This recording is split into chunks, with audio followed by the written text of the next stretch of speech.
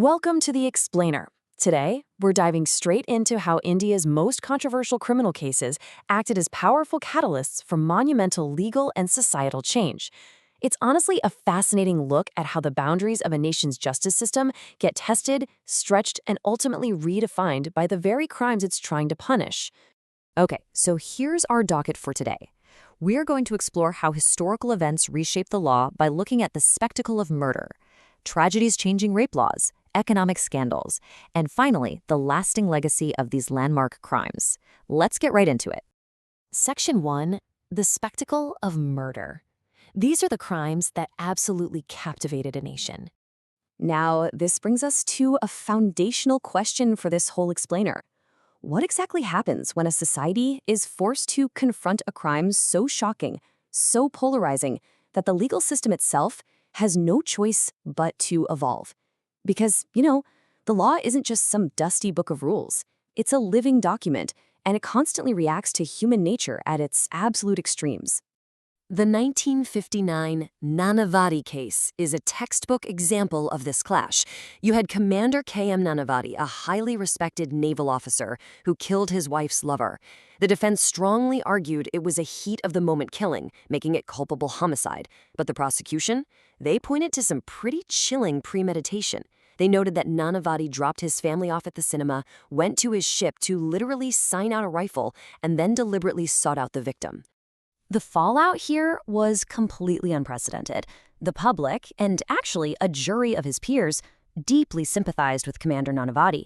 They handed down an 8-1 not guilty verdict.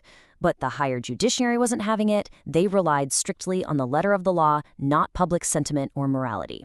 They overturned that verdict, ruling it a premeditated murder.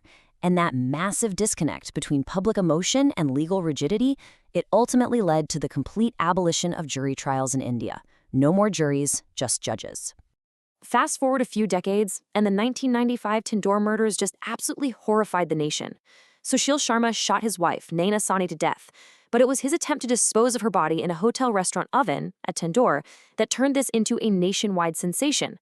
What's really interesting here from a legal standpoint is that while the trial court awarded him the death penalty, the Supreme Court eventually commuted his sentence to life imprisonment. Their reasoning was that the crime, as gruesome as it was, stemmed from a strained personal relationship, rather than being an offense that posed a broader menace to society at large. Moving on to Section 2, Tragedies Changing Rape Laws. We're looking at the shift from public outrage to actual legal amendment. We have to start with the 1972 Mathura case. It's a really dark but pivotal starting point. It involved the custodial rape of a young tribal girl by 2 policemen. Shockingly, the Supreme Court actually acquitted the accused. They reasoned that because she submitted under fear, it didn't legally constitute a lack of consent. As you can imagine, this sparked immense nationwide outrage, and that anger directly resulted in the 1983 Criminal Law Amendment Act. This was monumental because it introduced a rebuttable presumption. Basically, if the victim states she did not consent, the court must presume she did not. We see a similar pattern with the heartbreaking 1992 Panwari Devi case. Panwari Devi was a social worker, brutally attacked simply for doing her job, trying to prevent a child marriage. Once again, trial court acquittals fueled massive public anger, but that anger was channeled into direct action. It inspired a public interest litigation by women's organizations, which ultimately led the Supreme Court to draft the landmark of Vishaka guidelines. For the first time, this formally established legal protections for women against sexual harassment in the workplace. Of course, this demand for change reached an absolute boiling point with the 2012 Nirbhaya case. The gruesome gang rape of Jyoti Singh brought the youth of India to the streets in unprecedented numbers. We literally saw public grief transform into an unstoppable demand for justice. This forced the government to act quickly, culminating in the J.S. Verma Committee. They explicitly linked these crimes to systemic and government failures, leading to sweeping, rapid legal reforms. The result was the 2013 Criminal Law Amendment Act, and the changes here were immediate and sweeping. The legal definition of sexual assault was significantly broadened. Minimum sentences were drastically increased across the board. They established a strict 10-year minimum specifically targeting those in positions of authority, like police or medical officers. They even introduced the death penalty for cases resulting in death or a vegetative state, alongside a tough 20-year minimum for gang rape. But perhaps the most important takeaway here is how the 2013 amendment formally codified the definition of consent. It clearly states that consent must be an unequivocal agreement. It explicitly clarifies that the mere absence of resistance does not imply consent. This was huge. It ensured that a victim's passive submission, which often happens out of sheer terror, could no longer be legally weaponized against them in a courtroom. All right, Section 3, Scandals Shaking the Economy. We're pivoting to the incredibly high cost of human greed. Just let this staggering number sink in for a second. 3,500 crore rupees. That is the sheer volume of bank cash diverted in the 1992 Harshad Mehta stock market scam. Mehta strategically invested this illegally diverted public money to artificially inflate the stock market. When a journalist finally exposed the scam, it single-handedly crashed the Bombay Stock Exchange and ruined countless everyday investors. When you break down the mechanics of these incredible frauds, it reveals a really brazen manipulation of systems. In 1992, you had Harshad Mehta diverting public funds to rig the market. Later, the 2G Spectrum case involved allegations of bypassing proper auctions for telecom airwaves, which cost the national exchequer billions. And then you have the Satyam scam, which was wild. It relied on completely fabricating financial health. They were inflating revenues and cash balances out of thin air, deceiving auditors, regulators, and investors all at once.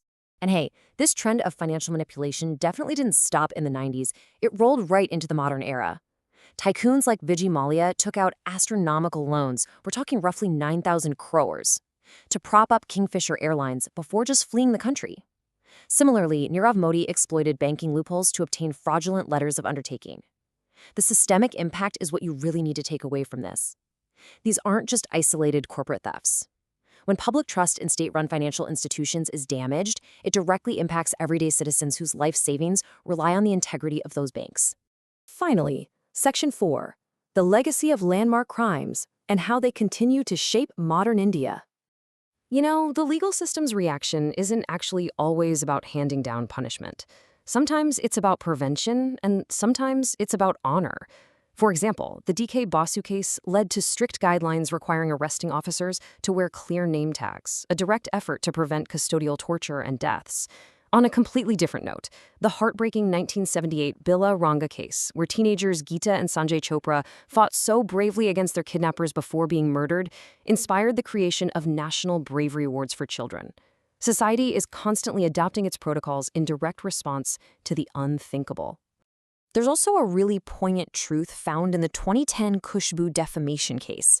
An actress faced massive public backlash simply for expressing a personal opinion on premarital sex.